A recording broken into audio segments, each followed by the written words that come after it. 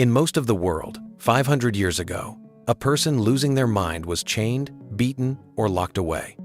In one Ottoman hospital, they were prescribed something else entirely: running water, sunlight, and music, played to them several times a week by a small orchestra paid by the state. While Europe was still bleeding patients with leeches and guessing, Ottoman doctors were writing illustrated surgical textbooks, sedating patients before operations, and protecting against a deadly disease with a technique the West wouldn't copy for centuries. The Ottoman Empire built some of the most advanced hospitals in the world, funded by charity, open to the poor, and centuries ahead of their time and ideas we think of as modern. Some of what they did still sounds impossible for the era. Some of it we only rediscovered in the last 100 years, and some of it, frankly, we still haven't caught up to. Today, 20 Ottoman medical practices that were shockingly ahead of their time. If you like the strange corners of history, subscribe. New episode, let's go. Number 1. The empire ran free public hospitals, funded not by the state budget but by charitable endowments. A wealthy patron would fund a hospital forever, its running costs paid by the rents of shops and land tied to it. Care was given regardless of wealth, religion, or status. In an age when medicine was a luxury, the Ottomans treated it as a duty. Number 2. These hospitals were designed for calm, not just treatment. Architects built them around courtyards, fountains, and natural light, believing the environment itself was part of the cure. The sound of running water, fresh air, and quiet were prescribed as deliberately as any medicine. It's an idea modern hospital design is only now returning to. Number 3. One famous hospital in Edirne treated mental illness with music therapy. Musicians were employed to play for patients several times a week, with specific melodies believed to ease specific conditions. Water sounds and pleasant scents were used the same way. While much of the world caged the mentally ill, this hospital tried, gently, to heal them. Number 4. The best hospitals were also medical schools. Students learned not just from books but at the bedside, watching experienced physicians diagnose and treat real patients. Knowledge was passed down as living practice, not just theory. The idea of learning medicine by doing it under supervision was already built into the system. But the hospitals were only the setting. What the doctors actually did inside them is the real surprise. Number 5. In the 1400s, an Ottoman surgeon named Serafiddin Sabunkoglu wrote one of the first surgical textbooks with color illustrations of the procedures. Instead of just describing an operation in words, he drew it, step by step, so others could follow. It was a teaching tool centuries ahead of its time, and it still survives today. Number 6. Remarkably, that same atlas depicted female physicians performing procedures on female patients. In a deeply conservative age, the illustrations show women practicing medicine, not just assisting. It's rare visual proof that women worked as healers inside the Ottoman medical world at a time when much of Europe barred them entirely. Number 7. Ottoman surgeons used sedation before operations. Techniques described in the medical texts included soporific preparations, sponges soaked in substances like opium to dull pain and calm the patient before the knife. True anesthesia was still centuries away, but the goal, a patient who didn't feel the operation, was already understood. Number 8. Surgeons designed and built specialized instruments for specific operations.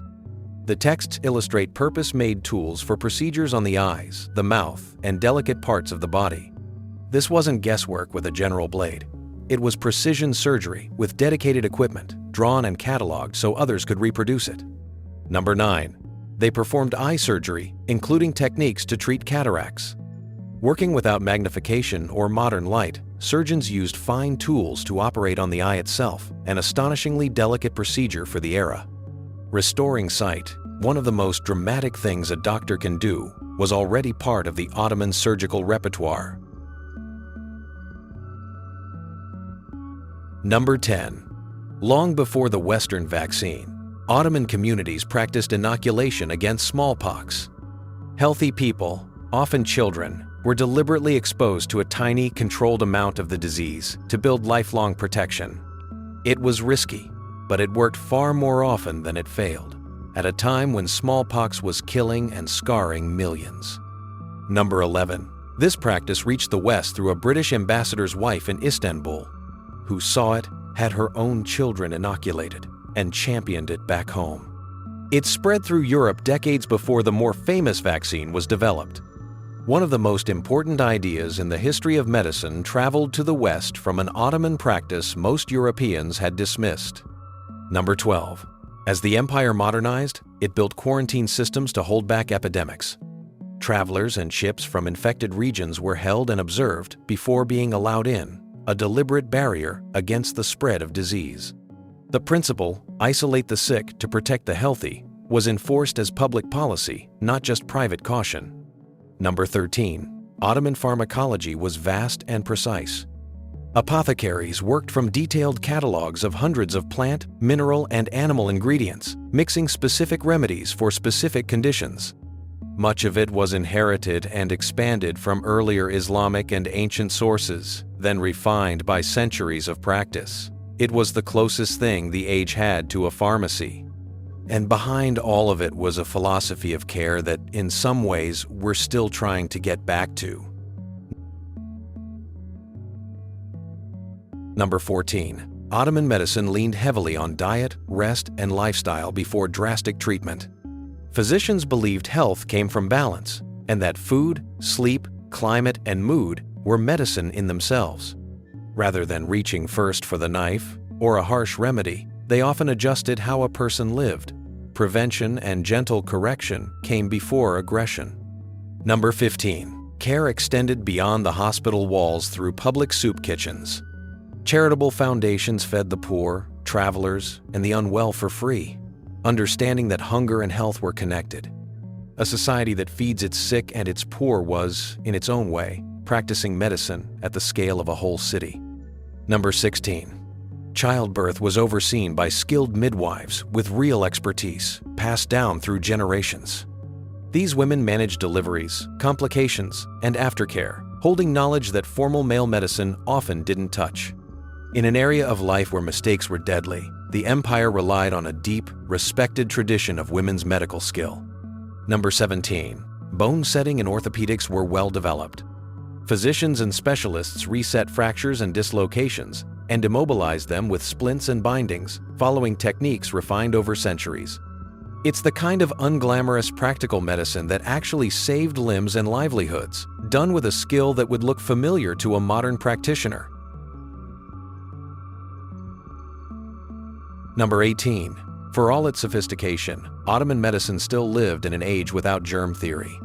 Doctors did not know what truly caused infection or plague, and against the great epidemics, even the best of them were often helpless. Their achievements are more impressive for it. They pushed care about as far as it could go without the one idea that would change everything. Number 19. As Western medicine surged ahead with new science, the Ottoman system was gradually overtaken and eventually replaced. The empire began importing European methods and training, and the old hospitals faded into history. What had once been among the most advanced medicine in the world became a chapter that most people outside the region never learned. Number 20. And yet many of their instincts turned out to be right. Free care for the poor. Hospitals built around calm, light, and nature. Treating the mind gently instead of by force. Prevention through diet and lifestyle. These weren't backward ideas. They were, in many cases, centuries ahead of the world around them, and we are only now circling back to them. The Ottoman world could not defeat the plague, and it did not know what a germ was. But it built hospitals that healed with water and music, it wrote surgery down in pictures, and it protected its people from smallpox generations before the West understood how. Most of it was forgotten, buried under newer science and a different world. But some of their oldest instincts about how to care for people are quietly coming back 500 years later. If you want more empires the history books skip past, subscribe. We go to the other side of Ottoman life. 20 Ottoman punishments, so strange, so specific, and so severe, they sound completely made up.